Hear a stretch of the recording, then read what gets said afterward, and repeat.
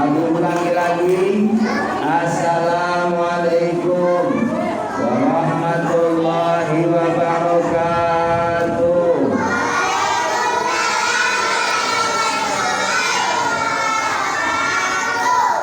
Bismillah, alhamdulillah, wassalatu wassalamu ala rasulillah Muhammad ibn Abdillah, wa la hawla wa la quwwata illa billah. Asyhadu an la ilaha illallah wa asyhadu anna Muhammadan abduhu wa rasuluh. Allahumma shalli wa sallim ala sayyidina Muhammad wa ala alihi wa sahbihi ajma'in. Qala Allah ta'ala fi kitabihil karim. Bismillahirrahmanirrahim.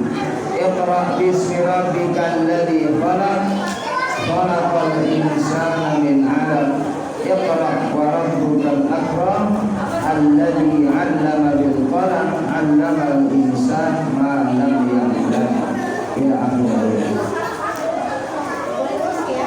Wa qala Nabi sallallahu alaihi wasallam, yuhsarul mar'u ma'aman ahabba. Sadaqallah wa sadaqa Rasulullah sallallahu alaihi wasallam. Para jamaah kaum muslim dan muslimat rahimakumullah, santriwan santriwati mifarullah yang sama-sama berbahagia. Puji dan syukur kita panjatkan kehadirat Allah Subhanahu wa taala. Karena kita masih diberikan nikmat sehat wal afiat, nikmat panjang umur, nikmat kita bisa bersama-sama beribadah puasa di bulan Ramadan, hari yang ke-17. Mudah-mudahan kita diberikan kesehatan lahir batin oleh Allah, bisa melaksanakan ibadah sahur sampai akhir Ramadan dalam keadaan sehat, juga memperoleh daripada kekuatan dari Allah Subhanahu wa taala untuk bisa mudah melaksanakannya dengan baik, tidak ada suatu halangan apapun. Jamaah yang dimuliakan oleh Allah, serta rasa mahabbah, rasa cinta kita kepada Nabi Muhammad, Nabi yang begitu cinta kepada kita, Nabi yang begitu sayang kepada kita. Beliau berdoa siang dan malam bagaimana umatnya semua memperoleh hidayah dari Allah. Beliau siang hari dihabiskan waktunya untuk berdakwah, di malam hari untuk munajat kepada Allah, berdoa kepada Allah sebagai bentuk mujahadah, berharap bagaimana semua umatnya memperoleh daripada kebaikan dari Allah Subhanahu wa taala. Hadirin wal hadirat jamaah yang dimuliakan oleh Allah Subhanahu wa taala. Semalam kita memperingati nuzul Quran. Artinya bagaimana peristiwa turunnya Al-Quran di tahun 610 Masehi. Pada saat itu Nabi kita Muhammad sallallahu alaihi wasallam berada di Gua Hira, berkhulwat, menyendiri, mengasingkan diri, minta kepada Allah Subhanahu wa taala, terus komunikasi dengan Allah Subhanahu wa taala berhari-hari. Dan alhamdulillah Allah Subhanahu wa taala menurunkan wahyunya melalui malaikat Jibril alaihissalam berada di Gua. Dan saat itu adalah ayat Al-Quran yang turun, surah Al-Alaq ayat 1 sampai 5 yang berbunyi Bismillahirrahmanirrahim. Iqra bismi rabbikal ladzi khalaq. Khalaqal insana min 'alaq. Iqra wa rabbukal akram. Alladzi 'allama bil qalam. 'allamal insana ma lam ya'lam. Hadirin wal hadirat jamaah yang dimuliakan oleh Allah Subhanahu wa taala. Ini Allah Subhanahu wa taala perintahkan melalui malaikat Jibril. Saat itu Jibril memerintahkan kepada Muhammad, "Iqra, bacalah Muhammad." Maka kata Nabi, "Ma'ana biqari." Saya nggak bisa baca. "Iqra Muhammad." Nabi menjawab, "Mana biqari, saya tidak mampu untuk bisa membaca." Maka sampai 3 kali malaikat Jibril menyuruh Nabi Muhammad, "Iqra, bacalah." Maka atas izin Allah Subhanahu wa taala, Nabi diberikan kemudahan untuk membaca Quran dari Allah Subhanahu wa taala. Iqra bismi rabbikal ladzi khalaq. Bacalah dengan menyebut nama Tuhanmu alladzi khalaq. Dialah Allah yang mencipta. Khalaqal insana min 'alaq, yang mana Allah Subhanahu wa taala telah menciptakan manusia dari segumpal darah. Jadi kita ini, manusia ini prosesnya di dalam kitab Arba'in Nawawi. Bagaimana manusia proses penciptaannya, dijadikannya oleh Allah Subhanahu wa taala min nutfah, 'alaqah, mudghah, dari setetes air mani, lalu menjadi darah, lalu menjadi daging. Lalu manusia diproses oleh Allah Subhanahu wa taala. Di dalam daging itu ada tulang belulang. Lalu Allah Subhanahu wa taala tiupkan ruh kepada manusia pada usia 4 bulan. Usia 4 bulan dalam kandungan ibunda, janin tersebut dihidupkan oleh Allah Subhanahu wa taala.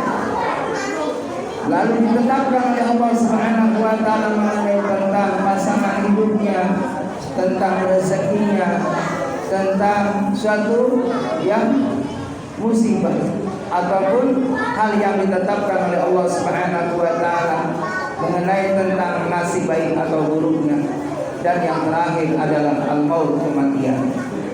Ini semua sudah ditetapkan oleh Allah Subhanahu wa taala. Siapa jodohnya Allah sudah menetapkan. Kadangkala ada seorang laki-lakinya dari suku Jawa, ternyata pasangannya dari suku Sunda. Ada yang dari Sumatera, ada bahkan dia punya pasangan hidup dari luar negeri. Dan ini semuanya adalah qadarullah, ketetapan dari Allah Subhanahu wa taala. Setiap manusia mempunyai pasangan, maka tentunya kita sebagai manusia kewajiban berdoa kepada Allah agar diberikan pasangan yang baik. Punya suami yang saleh, punya istri yang salehah, maka insya Allah akan lahirlah anak-anak yang saleh, anak-anak yang salehah, yang takut kepada Allah, yang taat kepada Allah, yang cinta kepada Allah. Itulah orang-orang yang kelak nanti di akhirat akan diistimewakan dalam surga dan di dunia dibahagiakan oleh Allah. Hadirin jemaah yang dimuliakan oleh Allah Subhanahu wa taala. Allah Subhanahu wa taala menciptakan manusia. Ini tentunya ada maksud, ada tujuan. Apa Allah menciptakan manusia? Tugas di dunia 3 hal. Yang pertama adalah untuk beribadah, yang kedua adalah untuk menjadi khalifah, dan yang ketiga adalah untuk berdakwah. Manusia diciptakan oleh Allah Subhanahu wa taala tiada lain kecuali wa ma khalaqtul jinna wal insa illa liya'budun. Tidaklah aku ciptakan jin dan manusia kecuali untuk beribadah kepada Allah Subhanahu wa taala. Kata ulama, sebagian mufassir mengartikan makna illa liya'budun adalah illa liya'rifun, kecuali untuk mengenal Allah Subhanahu wa taala. Kalau kita kenal Allah, Dia Al-Khaliq, Dialah Allah Sang Maha Pencipta. Allah yang menciptakan langit dan bumi beserta seisinya. Dialah Allah menciptakan makhluknya bermacam-macam. Ada langit, ada bumi. Begitupun di atas langit ada matahari, ada rembulan, ada bintang-bintang, ada planet. Begitupun macam-macam daripada makhluk Allah, ciptaan Allah Subhanahu wa taala. Lalu di bumi juga ada yang namanya manusia, ada yang namanya hayawan, tumbuhan, bermacam-macam makhluk Allah Subhanahu wa taala di daratan, di lautan. Semua itu adalah makhluk Allah, ciptaan Allah, Bahkan dalam Al-Quran, yusabbihu lillahi ma fis samawati wa ma fil ardh, bertasbih apa-apa yang ada di langit dan apa-apa yang ada di bumi. Hadirin jamaah yang dimuliakan oleh Allah Subhanahu wa taala. Begitupun ada makhluk Allah Subhanahu wa taala yang tidak terlihat oleh kita, yaitu para malaikat. Malaikat Allah menciptakan dari nur cahaya.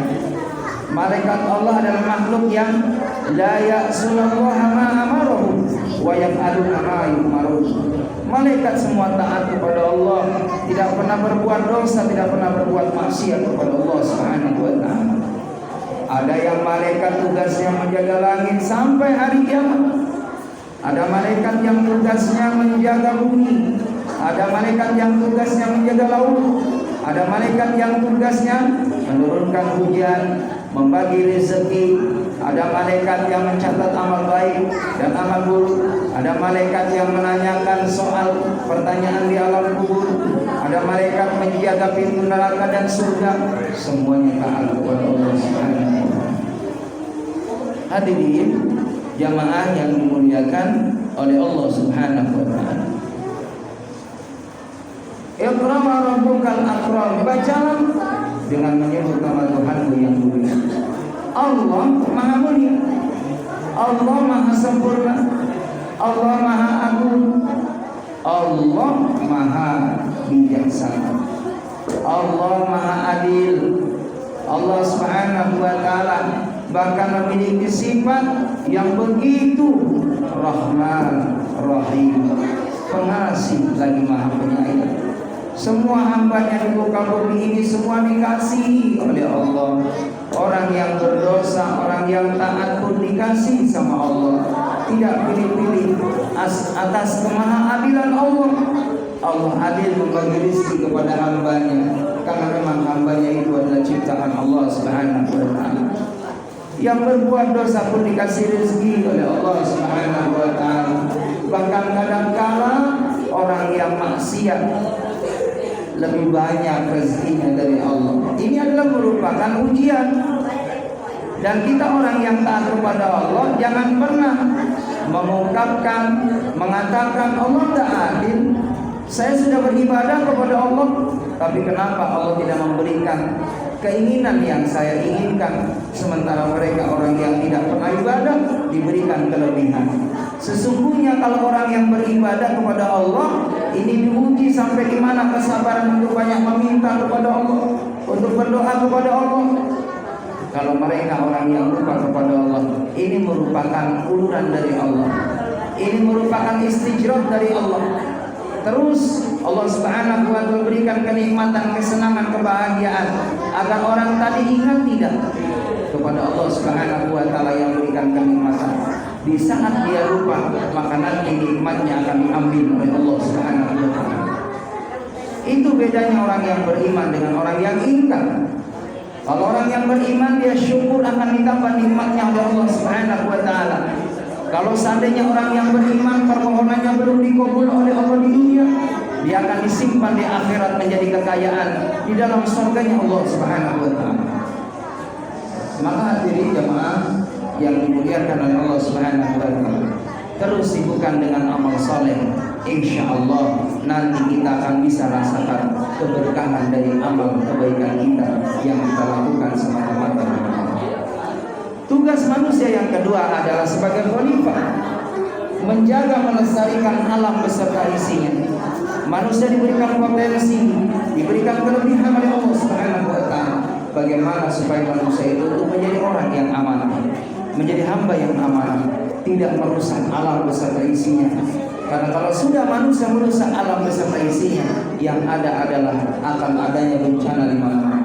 Jangan pernah menyalahkan Allah. Kalau ada musibah banjir di mana-mana, ada musibah gempa bumi di mana-mana, ada gunung meletus, bermacam-macam, angin puting beliung, angin topan, ini semua adalah karena teguran dari Allah Subhanahu wa taala agar manusia sadar bahwa manusia tidak mempunyai kekuatan apa-apa.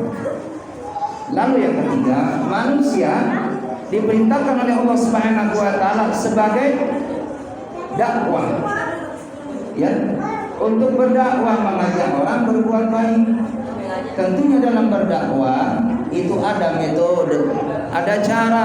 Kita lihat siapa yang kita ajak bicara. Kalau memang orang awam, kita perlu sedikit demi sedikit bagaimana sampai ke hati orang-orang itu mengenai tentang ilmu agama. Jangan pernah kita menyampaikan sesuatu yang kita tidak sesuai dengan kondisi yang ada. Karena apa? Disampaikan dalam satu keterangan, khatibun nas biqadri uqulihim, sampaikan dengan sesuai kondisi yang ada. Itu saja karena waktu menjelang maghrib. Mari kita sama-sama berdoa. Asyhadu an la ilaha illallah, astagfirullah, nas'aluka ridhaka wal jannah wa na'udzubika minan nar. Asyhadu an la ilaha illallah, astagfirullah, nas'aluka ridhaka wal jannah wa na'udzubika minan nar. Asyhadu an la astagfirullah, nas'aluka ridhaka wal jannah wa na'udzubika minan nar. Allahumma innaka afuwwun tuhibbul afwa fa'fu 'anna. Allahumma innaka afuwwun tuhibbul afwa fa'fu 'anna. Allahumma innaka afuwwun tuhibbul afwa fa'fu 'anna ya karim. Bismillahirrahmanirrahim. Allahumma laka surtu wa bika amantu wa ala rizqika aftartu bi rahmatika ya arhamar rahimin. Selamat menikmati berbuka puasa. Alhamdulillah. Assalamualaikum warahmatullahi wabarakatuh.